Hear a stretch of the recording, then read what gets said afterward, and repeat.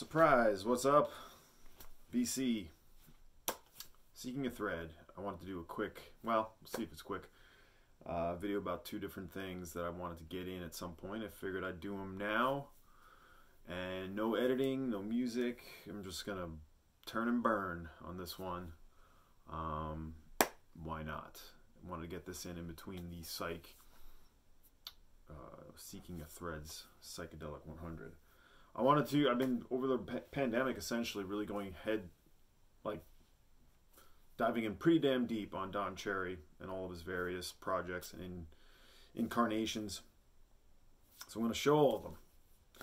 Just about everything, I think, not including stuff he's, playing on. This is all stuff in his name for the most part. And then after that, I'm going to show some ESP-Disk stuff, because I've been really digging Dave Localbandography's sort of investigation into the label. I've always really loved that label, and been very intrigued by the records they released and sort of their methodology and, sort of mysterious nature of a lot of them in a sense. So let's go with it. So yeah, Don Cherry, before I started really investigating his records, I was really just familiar with him in college, listening to Ornette Coleman, part of the Ornette's classic, quartet: Billy Higgins, Charlie Haden, Don Cherry, and Ornette. This is my original Shape of Jazz to Come. One of the earliest pressings. I don't know if I forget if it's the earliest. I think it's maybe the second technically, but it's got the white fan Atlantic label. This was a hand-me-down from my father's cousin, his collection. Just some other Ornettes, like, Don Cherry's on this one as well. Ornette. I'm sure you know these records. So that's sort of like where I come from with Don Cherry, like many. And then sort of I started at some point realizing, wow, he's got this whole other side of him, sides really. And a lot of it centering around his collaboration with his wife, Moki Cherry. And just creating music that was literally organic and in name and technique. So I just want to start showing these. I'm not going to talk a ton about them, or else I'd be here all day. But Eternal Rhythm. This is on the MPS label. This is the U.S. pressing. There's what is it, German and English pressing of this as well. This one is, I think this is recorded live. Yeah, organized and recorded at the Berlin Jazz Festival '68. This one is great. Featuring Sonny Chirac on guitar, as well as Albert Mengelsdorf on trombone, Ija Thielen, more Scandinavian jazz players, Bernd Rosengren, tenor sax, Carl Berger, vibes, piano, and Gender, gamelan, Joachim Kuhn, Arnold Anderson, bass, and the amazing French drummer Jacques Fallot. This is from, what did I say, '68, Eternal Rhythm. Of course, Brown Rice, I do really, and have been keeping it in my want list, the original Italian edition with the Moki design, but this is a very singular record from 1977, is it? Or 78, it's late 70s. This is a white label promo on the A&M, or just a promotional label for Horizon. I think it's 77. The date is not popping up for whatever reason, but in any case, we all know, I think, how incredible this record is, with Charlie Haden, Billy Higgins, and Frank Lowe on this. And the voice is Verna Gillis, although Cherry must be doing some of the voice. Yeah, he does.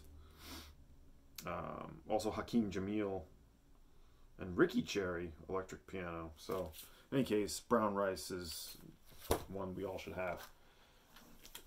Of course, a classic record, Organic Music Society, the 2 LP on Caprice.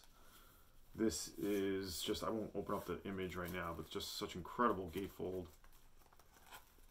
This is what I guess would be an early second on the white Caprice label. It's an original pressing. It does come with all of the inserts. On the Caprice label, 1971, I believe, right? Yeah, I think it's 71 or 72. What else? Where's Brooklyn? Got this not too long ago. This is a stereo original.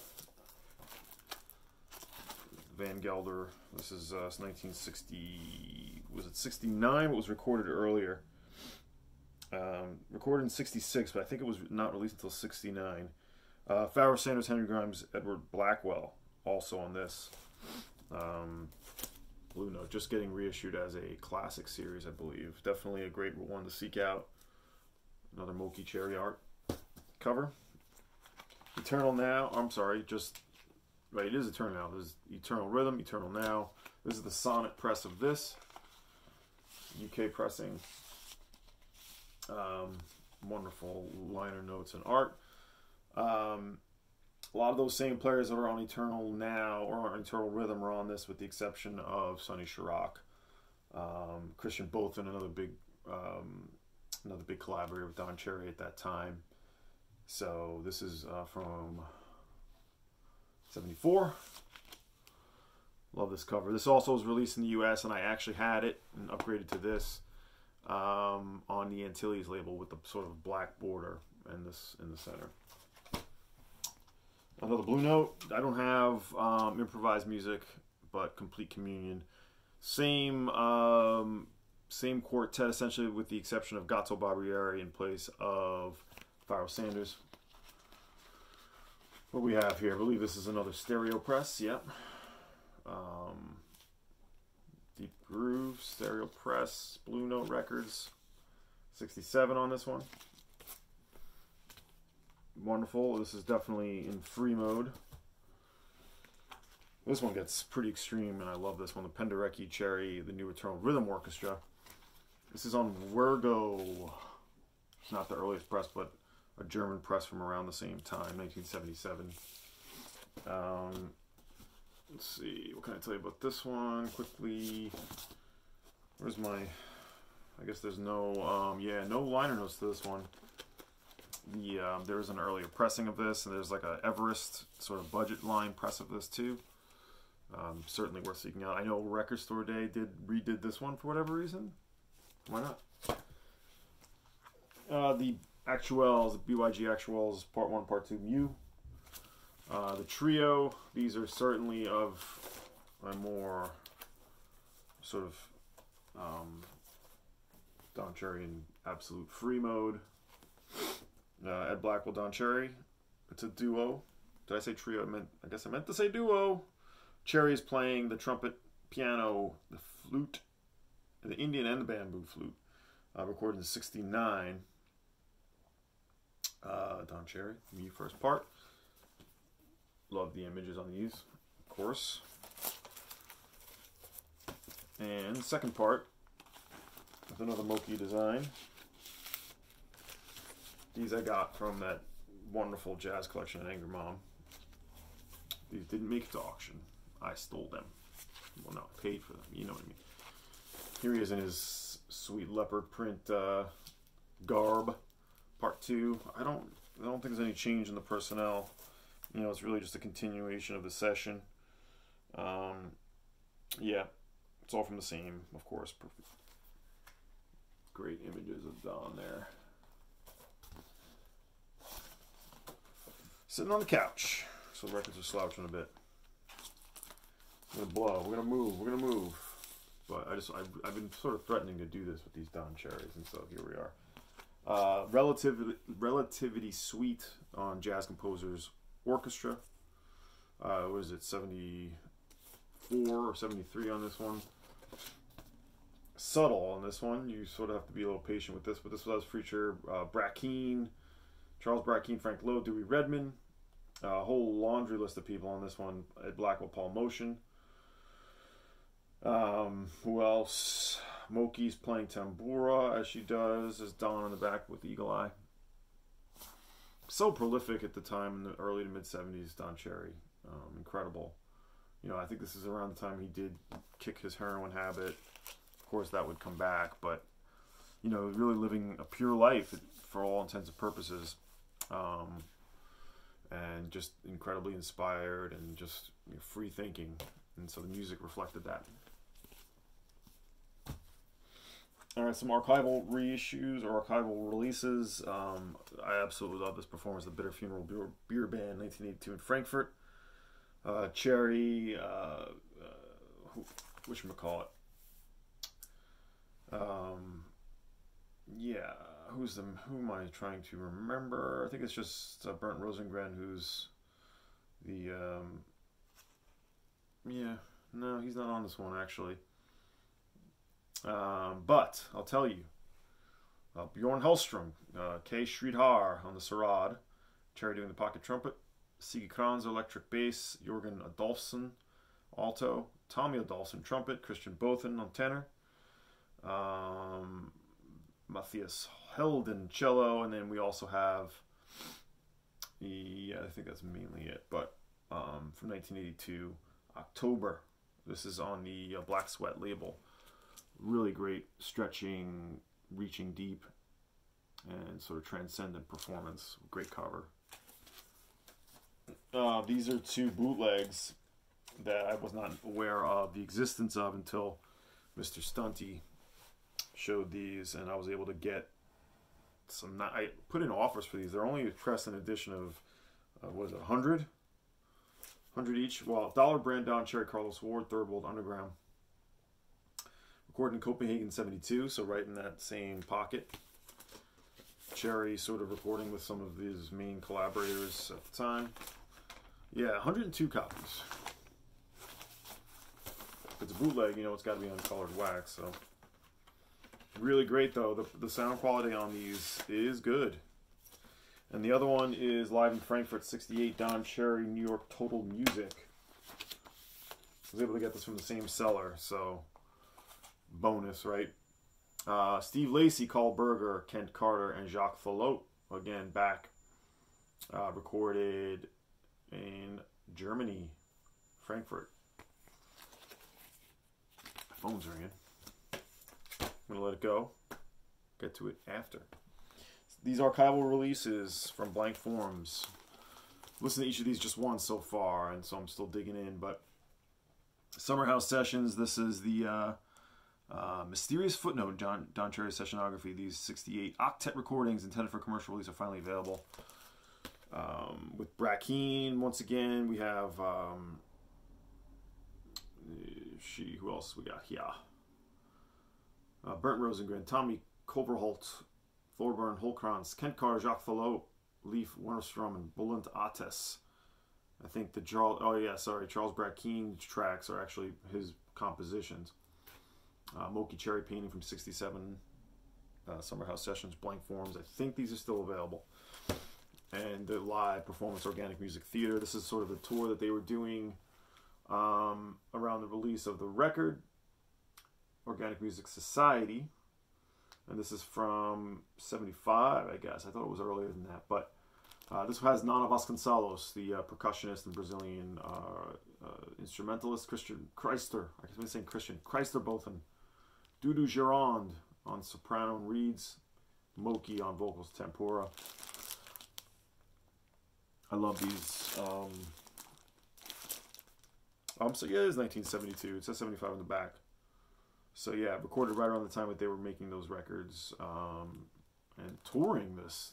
I can't imagine they were making much money, but they just wanted to sort of find a place for their art. They just wanted to exist on it, and they were doing that. So great releases by Blank Forms. A few more archival records. This is on the Caprice. Oh no, not this one. Is not. Cacophonic Finders Keepers. I barely listened to this one, so you got to give me a break. Music, Poetry, and Antics by Don Cherry. Original soundtrack for the Jean Noël Delmar film. This is from Paris, 1969, recorded live with Carl Berger, Anthony Braxton. From what I remember, this one is pretty extreme. This is released a few years ago now, 2017, Finders Keepers. This was Record Store Day too. This one is quite insane. Black Sweat. This is a collection of TV performances from 1976. We have Cherry, Nana Vasconcelos again, Gian Piero Pramaggiore, and Moki on all these different recordings. This one is really, again, need to hear it some more, but you really get presented with a different side of Don Cherry in almost every track. So I think you can get it.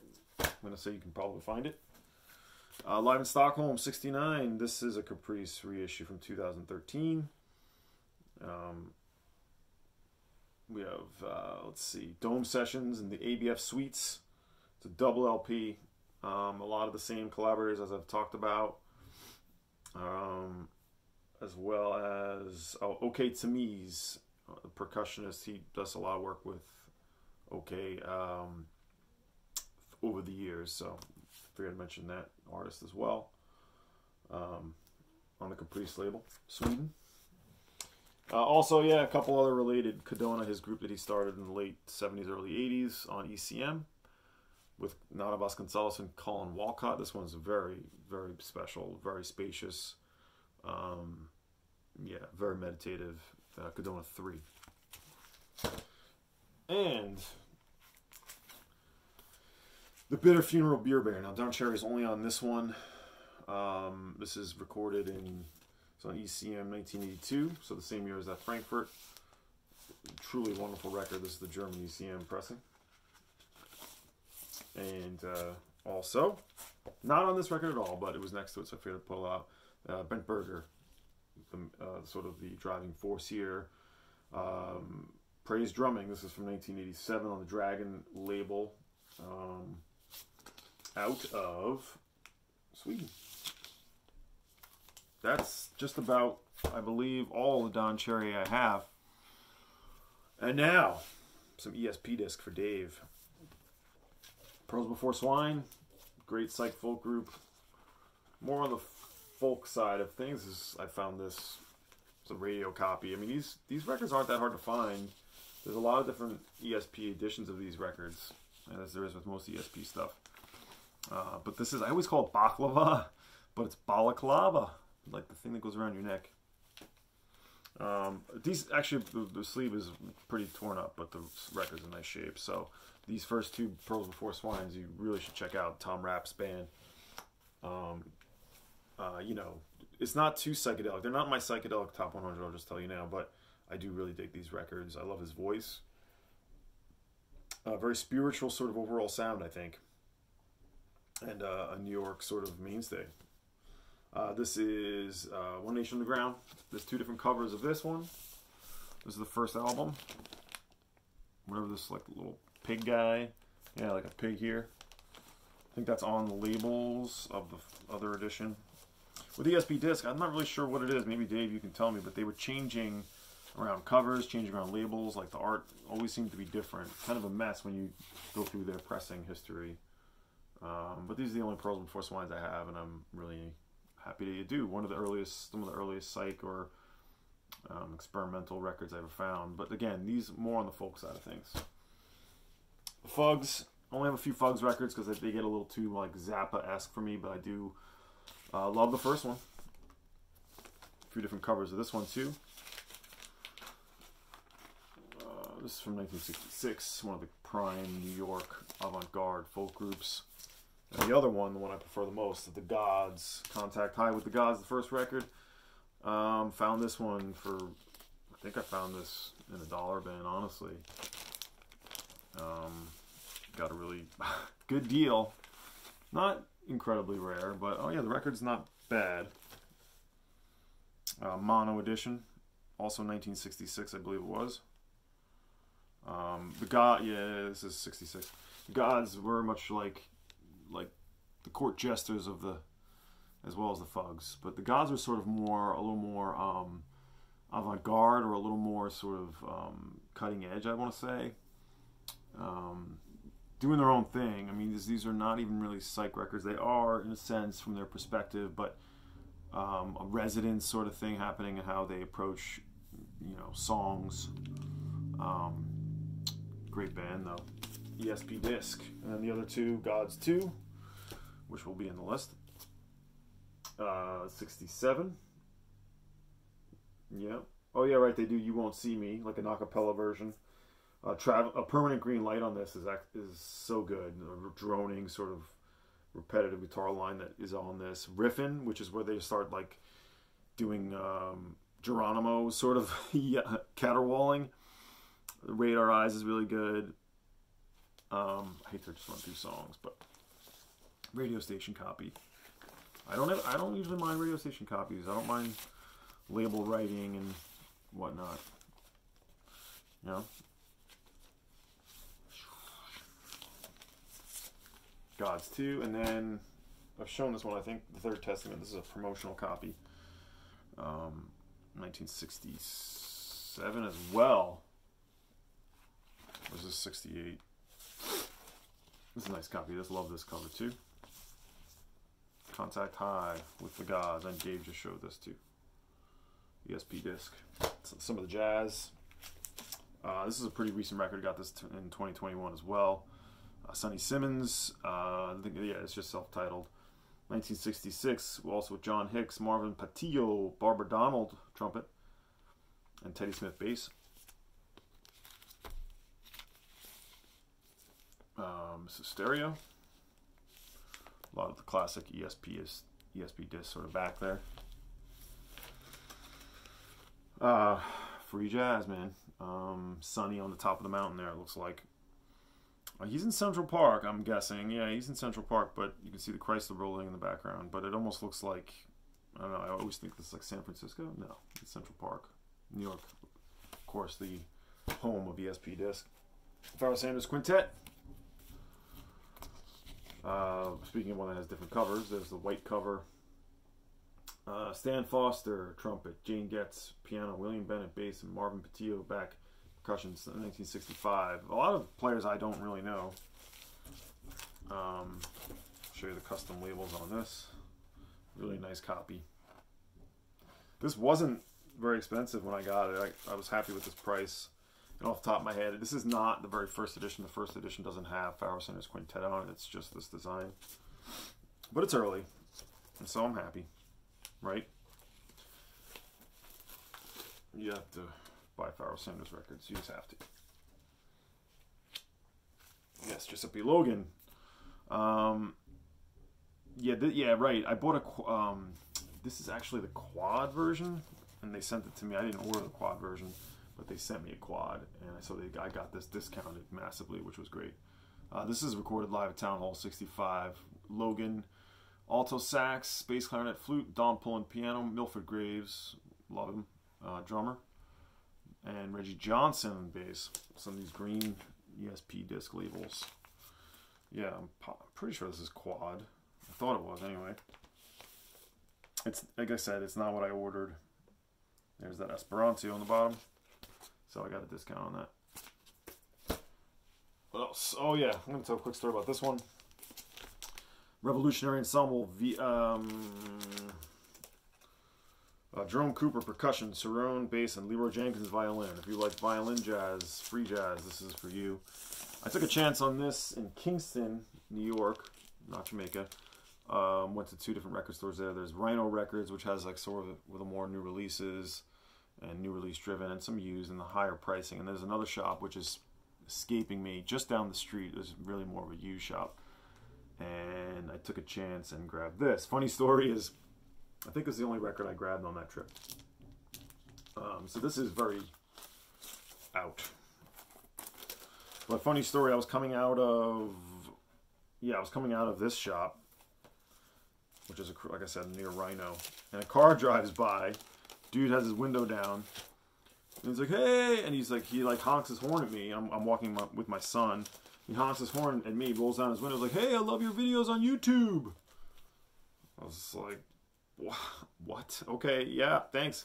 I got recognized. So strange. But how on the nose. There I am walking around with a bag of records, or in this case, 1 record. So yeah, a little on the nose. I guess I'm a one-trick pony. Not really, but you know.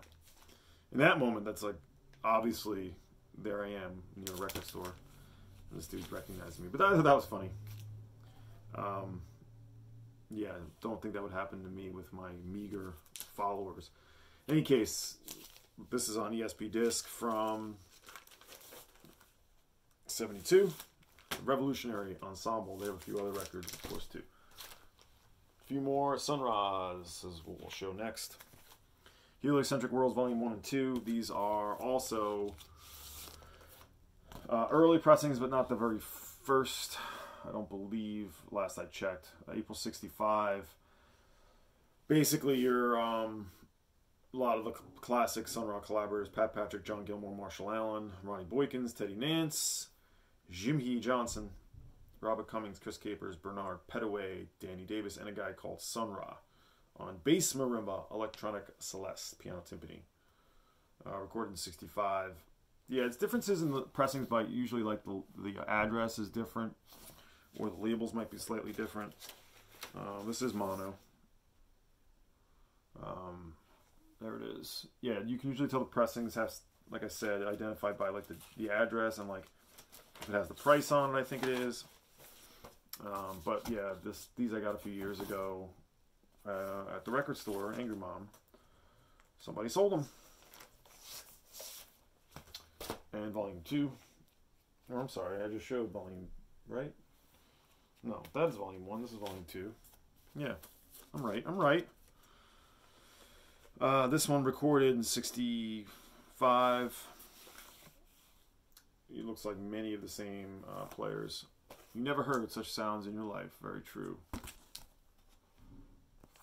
Beautiful cover.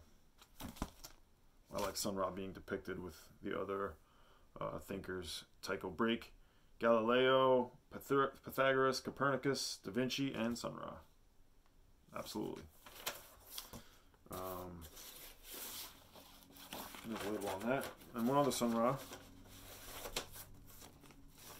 I have many more Sun Ra, but this is what I have for ESP-Disk. Nothing is. Yeah, this is a later Italian pressing on bass, but an ESP-Disk record nonetheless. Yes, some similar collaborators. May 66, recorded during a tour of New York State colleges.